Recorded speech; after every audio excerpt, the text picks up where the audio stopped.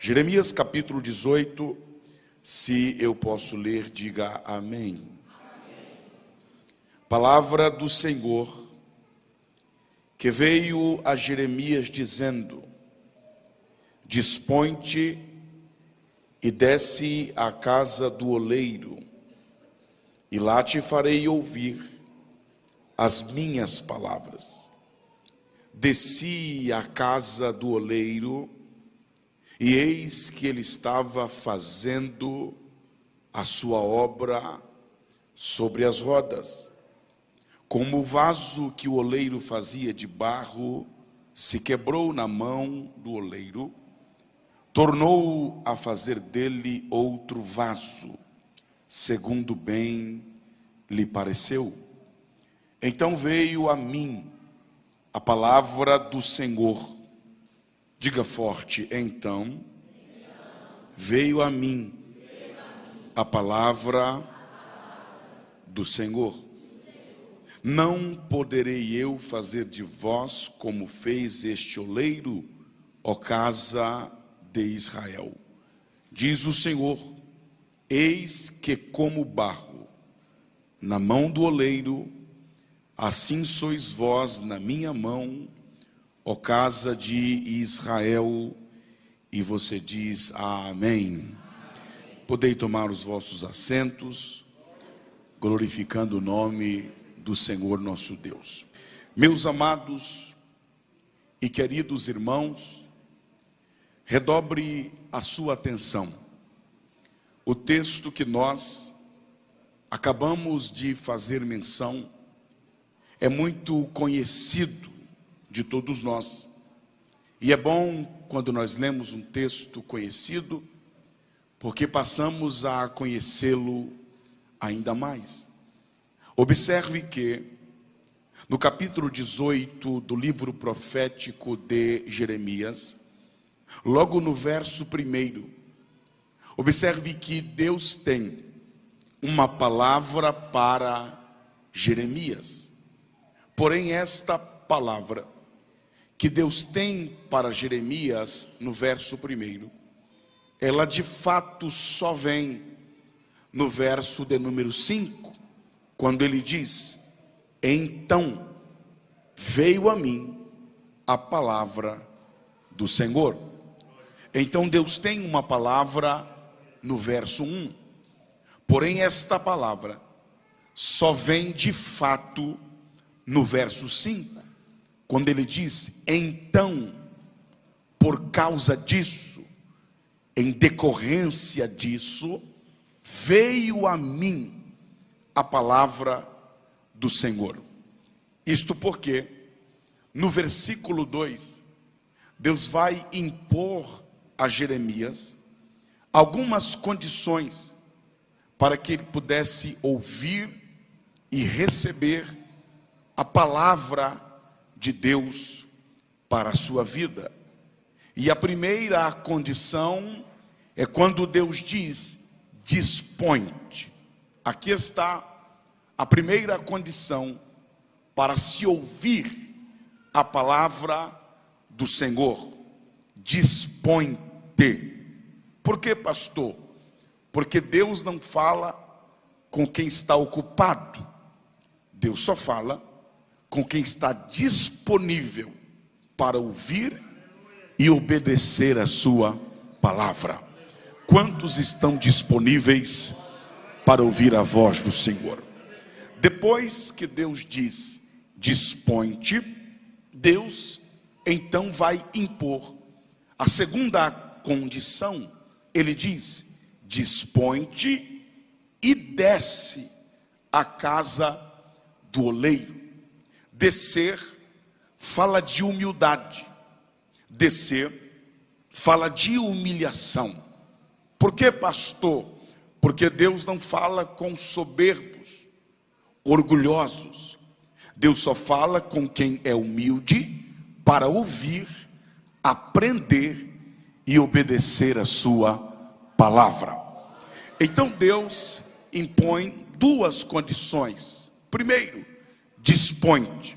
Segundo, desce à casa do oleiro e lá eu te farei ouvir. Eu gosto disso. Eu te farei ouvir. Deus está dizendo: Jeremias, você não vai à casa do oleiro para ouvir o que quer. Você vai à casa do oleiro para ouvir o que eu quero que você ouça. Então Deus está dizendo: eu te farei ouvir. Mas eu não quero, mas eu te farei ouvir. Eu não concordo, eu te farei ouvir. Eu não aceito, eu te farei ouvir. Eu não gostei, vai ouvir do mesmo jeito, porque você não veio aqui para ouvir o que quer, você veio aqui para ouvir o que Deus quer falar com você. Eu te farei ouvir as minhas palavras. Deus está dizendo: Jeremias, as palavras que você irá ouvir lá na casa do oleiro não são palavras de homens, e sim palavras de Deus. Não são palavras de baixo, e sim palavras de cima. Não são palavras da terra, e sim palavras do céu. Você vai ouvir as minhas palavras. Deus me trouxe aqui para entregar uma palavra, e eu preciso que você entenda nessa nota introdutória que a voz é do pregador, mas a palavra é de Deus. Esta mensagem não irá ao seu encontro na horizontal, ela vem na vertical. Ela não vai se rastejando, ela virá voando nas asas do Espírito. Quantos querem ouvir esta palavra? Diga glória a Deus hoje à noite. Pois bem, aqui estão as 4 condições para que Jeremias pudesse ouvir a palavra do Senhor. Dispõe-te, desce, te farei ouvir as minhas palavras. Depois que Jeremias entendeu que para ouvir esta palavra precisava cumprir essas 4 condições, no verso 3 ele então diz: desci à casa do oleiro. Diga forte: desci à casa do oleiro. A primeira coisa que Deus está ensinando para Jeremias é isto aqui: Jeremias, aqui não é a sua casa, aqui é a casa do oleiro. Deus havia tirado Jeremias da sua casa e o levado à casa do oleiro. Quando Jeremias chegou na casa do oleiro, Deus já estava dizendo: Jeremias, na sua casa manda você, na sua casa é do seu jeito, na sua casa é da sua forma, na sua casa é no seu tempo e da sua maneira. Mas eu tenho uma notícia para você, Jeremias. Qual, Jeová? Aqui não é a tua casa,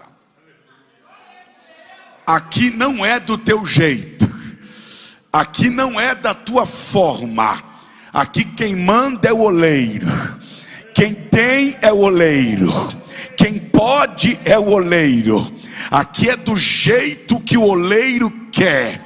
É ele quem levanta, é ele quem abate, é ele quem abre, é ele quem fecha. Jeremias, na tua casa é do teu jeito, mas aqui é do jeito que o oleiro quer. Quem crê que aqui é a casa do oleiro, e aqui quem manda é o oleiro? Tem gente que não manda nem em casa e quer mandar na casa do oleiro. Não, tem que ser do meu jeito. Se não for desse jeito, não quero. Se não for do jeito que eu quero, eu entrego o cargo. Se não for dessa maneira, eu entrego. Ei, aqui não é a tua casa. Aqui não é do teu jeito. Aqui é do jeito de Deus. É no tempo de Deus. É na forma de Deus. É na maneira de Deus. Quem crê que Ele vai fazer, mas é do jeito que Ele quer. Desci à casa do oleiro. Então a casa tinha dono. E o dono da casa não era Jeremias. Aí ele diz: e eis que ele estava trabalhando. E eis que ele estava fazendo a sua obra. A Bíblia não diz em que hora Jeremias foi na casa do oleiro. O que a Bíblia diz é que quando Jeremias chegou lá, o oleiro estava trabalhando. Se ele foi de manhã, o oleiro estava trabalhando. Se ele foi de tarde, o oleiro estava trabalhando. Se ele foi de noite, o oleiro estava trabalhando. Se ele foi de madrugada, o oleiro estava trabalhando. A Bíblia não diz em que dia da semana Jeremias foi na casa do oleiro. O que a Bíblia diz é que no dia que ele foi lá, o oleiro estava trabalhando. Se ele foi segunda, o oleiro estava trabalhando. Se ele foi terça, o oleiro estava trabalhando. Se ele foi quarta, o oleiro estava trabalhando. Se ele foi quinta, o oleiro estava trabalhando. Se ele foi sexta, o oleiro estava trabalhando. Se ele foi sábado, o oleiro estava trabalhando. E se ele foi domingo, o oleiro estava trabalhando. A Bíblia não diz em que mês do ano Jeremias foi na casa do oleiro. O que a Bíblia diz é que no mês que ele foi lá, o oleiro não estava de férias, o oleiro estava trabalhando. Se ele foi janeiro, o oleiro estava trabalhando. Se ele foi fevereiro, o oleiro estava trabalhando. Se ele foi março, o oleiro estava trabalhando. Se ele foi abril, o oleiro estava trabalhando. Se ele foi maio, o oleiro estava trabalhando. Se ele foi junho, o oleiro estava trabalhando. Se ele foi julho, o oleiro estava trabalhando. Se ele foi agosto, o oleiro estava trabalhando. Se ele foi setembro, o oleiro estava trabalhando. Se ele foi outubro, o oleiro estava trabalhando. Se ele foi novembro, o oleiro estava trabalhando. E se ele foi dezembro, o mês das férias, o oleiro não tira férias, o oleiro estava trabalhando. Não entendi, pastor? Vai entender agora. O oleiro trabalha 24 horas por dia, 7 dias por semana, 31 dias no mês e 365 dias no ano. Quem crê que o oleiro está trabalhando? Enquanto você dorme, o oleiro está trabalhando. Enquanto você come, o oleiro estava trabalhando. Enquanto eu prego, o oleiro está trabalhando. Enquanto a irmã canta, o oleiro está trabalhando. Enquanto você dá glória, o oleiro está trabalhando. Quem crê que enquanto você está aqui, Deus está trabalhando lá? Levante a mão e dê um brabo de glória a Deus. Desde a antiguidade não se ouviu, e com os olhos jamais viu o que? Um Deus que trabalha em prol daqueles que o amam. Bendito seja o nome do Senhor Jesus. Certa vez Jesus disse, e era sábado: meu pai trabalha até agora, e eu trabalho também. Quando Jeremias chegou na casa do oleiro, o oleiro estava trabalhando. E ele diz que o oleiro estava fazendo a sua obra. Jeremias não diz que o oleiro estava fazendo um vaso. Vou repetir isso aqui. Jeremias não diz que o oleiro estava fazendo um vaso. O que Jeremias diz é que o oleiro estava fazendo uma obra. Porque ele diz obra e não vaso. É simples. Porque ainda não era vaso. Não tinha forma de vaso. Não tinha aparência de vaso. Não tinha jeito de vaso. Ele olhou, não deu para saber o que era, porque não tinha forma, não tinha beleza, não tinha estrutura. E a única coisa que ele disse foi: o oleiro fazia uma obra. Porém, no versículo 4, ele não diz mais obra. No verso 4, ele diz vaso. Por que no verso 3 é obra e no verso 4 é vaso? Porque o oleiro colocou a mão. E quando o oleiro coloca a mão, ele transforma obra em vaso, barro em vaso. Eu estou pregando para alguém aqui que era barro, mas o oleiro te transformou e hoje você é vaso.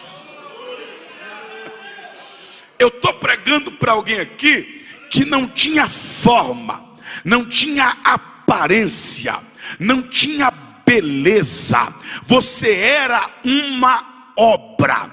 Quem olhava para você jamais te daria valor, porque barro não tem valor. Mas o oleiro te pegou, te transformou e hoje você é vaso. Eu estou pregando para alguém aqui que estava nas drogas, mas hoje é vaso. Estava na bebida, mas hoje é vaso. Estava no mundo, mas hoje é vaso. Estava no pecado, ninguém dava nada, mas o oleiro te transformou e hoje você é vaso. Levanta a mão só quem foi transformado. Abre a boca só quem foi transformado. O oleiro te transformou.